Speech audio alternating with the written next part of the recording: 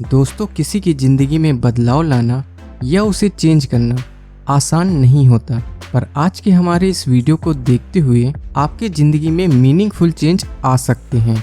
आप सक्सेस हासिल कर सकते हैं और आपको ये कामयाबी दिलवाएगा जापान। सुनने में आपको ये ज़रा अजीब लगा होगा, पर जब आप इस वीडियो को ध्यान से देखेंगे तो जापान को अपना उस्ताद मान लेंगे। जी हाँ दोस्तों, जापान सक्सेस लिस्ट में नंबर 1 है, पर ये इतना कामयाब देश बना कैसे? सिर्फ आप ही नहीं, दुनिया का हर छोटा बड़ा देश इससे सबक ले सकता है। तो चलिए वीडियो को स्टार्ट करते हैं। लेकिन वीडियो स्टार्ट करने से पहले दोस्तों, अगर आप हमारे चैनल पे नए हैं तो चैनल को सब्सक्राइब जरूर करें और बेल आइकन को ऑन करना ना भूलें।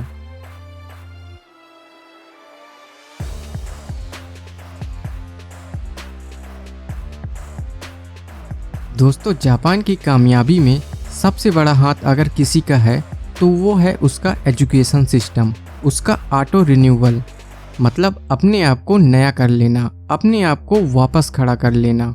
विश्वविख्यात हिरोशिमा और नागासाकी की भयानक त्रासदी किसे याद नहीं। पर दोस्तों, आपको जानकर हैरानी होगी कि जापान ने इस हादसे के साथ साथ कितनी ही युद्ध त्रासदियां झेली। सुनामी से लेकर तबाह बर्बाद कर देने वाले भूकंप झेले, लेकिन जापान ने हर बार वापसी की, अपने आप को ऑटो रिन्यूअल किया। क्योंकि जापान के एजुकेशन सिस्टम में ही ये बात है कि नाकामयाब होने या फेलियर होने पर आप असफलता का रोना मत रो, हार मानकर मत बैठ जाओ, उठो और अपने आप को ऑटो रिन्यूअल करो, वापस लौटो और वहीं से कामयाबी की नई नींव डालो। भूल जाओ बुरी सिचुएशन और दोबारा से काम शुरू करो, क्योंकि जो चीज़ चली जाती है वो कभी नहीं लौटती, लेकिन उसे आप दोबारा नए तरीके से शुरू कर सकते हैं। क्योंकि गुजरी बात पर आपका कोई जोर नहीं, पर भविष्य तो आपके हाथ में है। दोस्तों, जापान दुनिया का पहला ऐसा देश है जिसने न्यूक्लियर हमले का सामना किया, जैसे नागासाकी और हिरोशिमा। बर्बाद होने के बाद भी जापान ने खुद की वापसी करते हुए मात्र 10 साल के अंतराल में जापान को उससे कहीं ज्यादा बेहतर स्थिति में ला खड़ा किया। जापान में पुरानी मंदिरों को भी तोड़ दिया गया और कमाल देखिए, जापान की ऑटो रिन्यूअल सोच ने उन पुराने मंदिरों को मात्र 2 साल में वापस शानदार पोजीशन पर खड़ा कर दिया, जबकि इन्हें संवारने में कम से कम 20 साल लगते। जापान अपनी टूटी और नाकामयाब चीज़ों पे रोता नहीं रहता, वो अपने आप को वापस उसी स्थिति पे ले आता है जहां से खेल बिगड़ा था।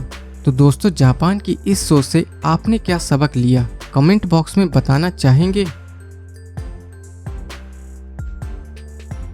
दोस्तों, अब जो हम आपको बताने जा रहे हैं उसे जानकर आप जापान के कायल हो जाएंगे।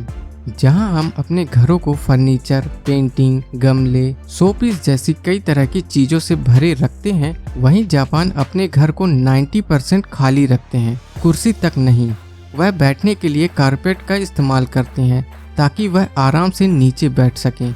क्योंकि जापानीज लोग मिनिमलिज्म पर भरोसा करते हैं, यानी कि बहुत कम साधनों में बेहतरीन काम। प्राकृतिक आपदाएं जैसे कि सुनामी, भूकंप, इन सब बातों को ध्यान में रखते हुए जापानीज लोग कम से कम चीज़ों का इस्तेमाल करते हैं। नेचर डिजास्टर के कारण ही इन्होंने मिनिमलिज्म का कॉन्सेप्ट अपनाया। यही वजह है कि जापान एक खुशहाल जिंदगी जी रहा है। वह खामखा का कचरा इकट्ठा नहीं करता, उसे जमीन पे बैठने से लेकर एक टीवी में गुजारा करना आता है। वहाँ के लोग अपने देश से प्यार करते हैं, इसी वजह से कम साधनों का इस्तेमाल कर देश की खुशहाली में सहयोग करते हैं। फोल्डिंग बेड का आइडिया भी यहीं का है। जापान कम चीज़ों का इस्तेमाल इसीलिए करता है कि उसे समझ है कि एक इंसान को रोज 550 लीटर ऑक्सीजन की ज़रूरत होती है। इतनी ऑक्सीजन हमें 11,000 लीटर हवा की एंट्री करने पे मिल पाती है, जबकि हमारा कमरा आधा फर्नीचर और आधा हवा से भरा होता है। और जापानीज लोग अपने कमरे को पूरा हवा से भरना चाहते हैं, है ना ये समझदारी?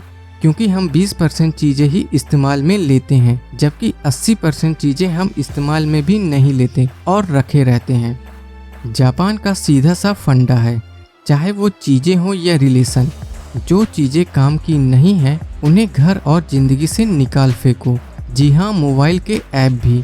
उदाहरण के तौर पर मार्क जुकरबर्ग को ही ले लीजिए, जो अपना समय बचाने के लिए एक टी शर्ट पहन के ही अपना काम चला लेते हैं।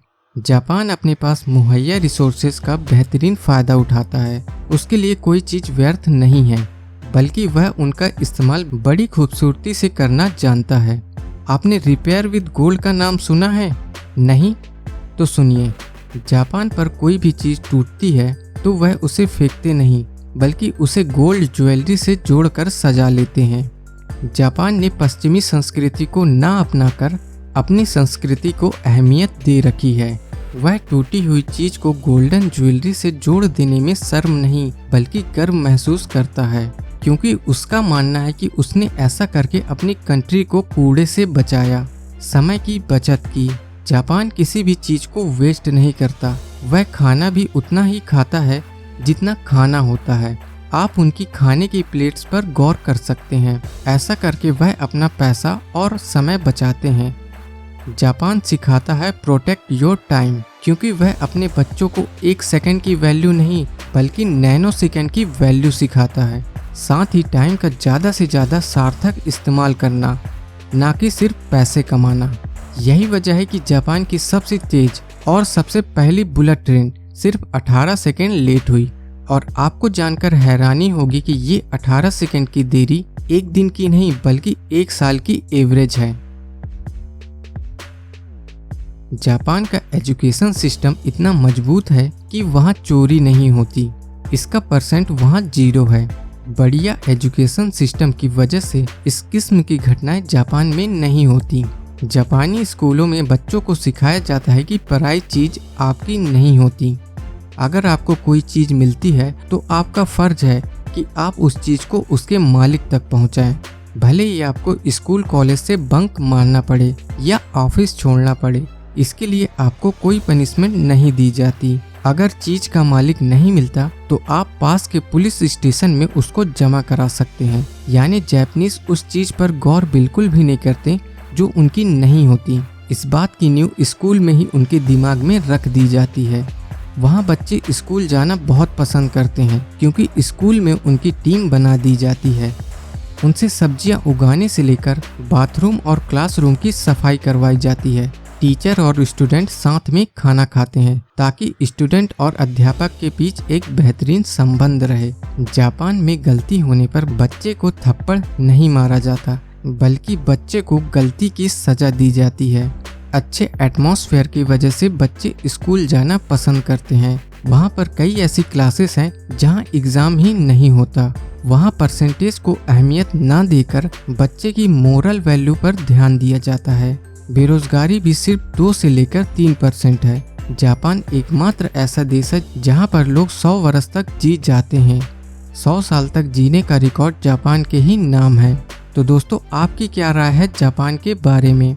आपके कमेंट्स हमें बताएंगे कि हमें जापान से क्या सीखना चाहिए। और ऐसी ही शानदार वीडियो सबसे पहले देखने के लिए हमारे चैनल को सब्सक्राइब और नोटिफिकेशन बेल को ऑन करना ना भूलें।